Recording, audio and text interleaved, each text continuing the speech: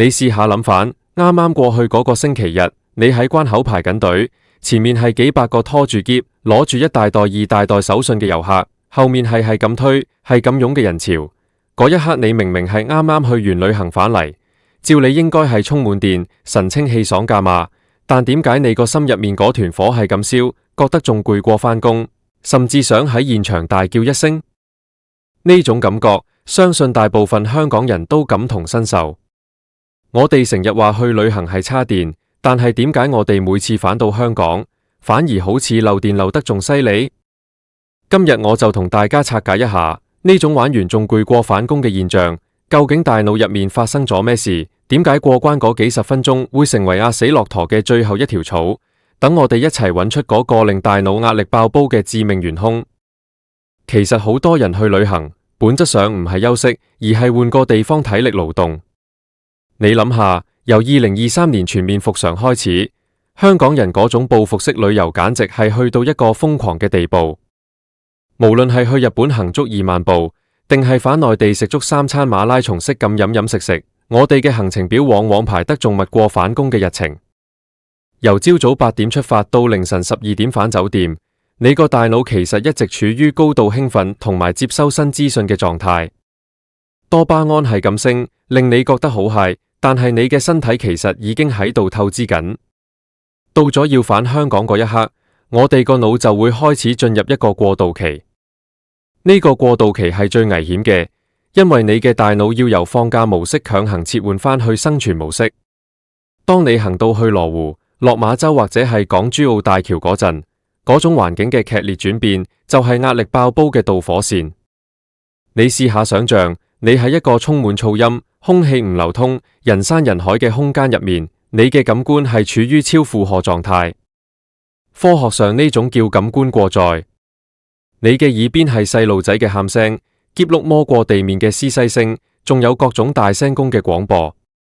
你嘅大腦前額葉皮層，即係負責處理邏輯同情緒控制嗰個位，原本已經因為幾日嘅旅程而好攰，而家仲要應付咁多干擾，佢就會開始罷工。當前額葉皮層一罷工，負責恐懼同憤怒嘅杏仁核就會接管你嘅情緒。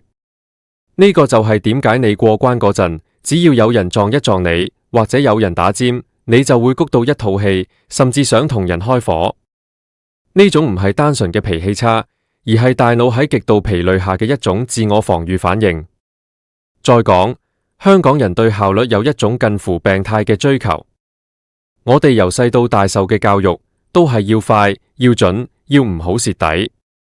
喺2026年初嘅今日，雖然科技已經好進步，過關有好多自助通道，但係個心態仲係停留喺嗰種競爭入面。你會喺心入面默默咁計算，排邊條隊會快啲？點解隔籬嗰條隊行得快過我呢邊？當你發現自己揀錯隊嘅時候，嗰種挫敗感同焦慮感會瞬間爆發。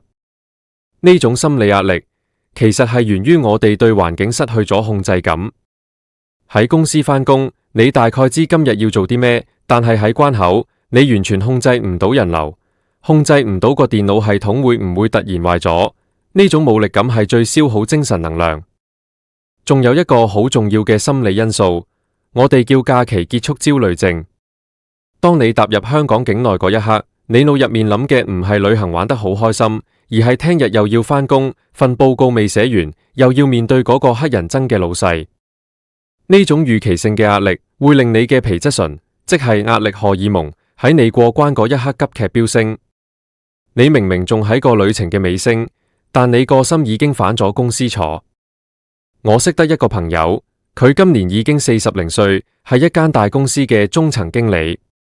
佢同我講，佢每次帶埋屋企人去旅行，返到香港嗰下真係想死。由落機、攞行李、排隊等車，每一秒鐘佢都覺得自己好似一個隨時會爆嘅炸彈。佢話最慘係乜？係你明明好攰，但你仲要照顧屋企人，要維持住個好爸爸、好老公嘅形象，唔可以發脾氣。呢種情緒勞動，其實比起行路、搬行李更加攰。佢大腦入面嗰個壓力煲，其實喺未入關之前已經差唔多要爆。咁點解我哋會覺得玩完仲攰過返工？因為返工係一種常態化嘅勞損，你個身體同大腦已經發展出一套應對機制，就好似你行緊一條熟晒路嘅山徑咁。但係旅行返嚟嘅嗰種攰，係一種斷崖式嘅崩潰。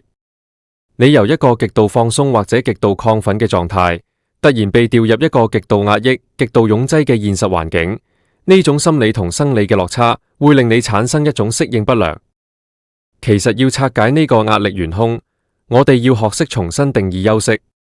好多人以為唔返工就係休息，但如果你嘅假期係由一個壓力源跳去另一個壓力源，咁你根本冇休息過。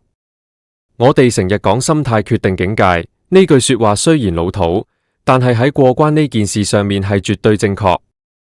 如果你下次去完旅行返嚟，見到關口人山人海，試下唔好喺度諗點樣可以快5分鐘，試下將嗰段排隊嘅時間當成係你旅程入面嘅一部分，而唔係一個障礙。你可以聽下音樂，或者單純咁觀察下身邊嘅人，將自己個大腦由戰鬥模式切換去觀察模式。你會發現，當你唔再去計較嗰幾分鐘嘅得失，你嘅皮質醇水平會慢慢跌返落嚟，你個腦入面嗰個火球亦都會慢慢熄滅。另外，我哋要接受自己係一個凡人。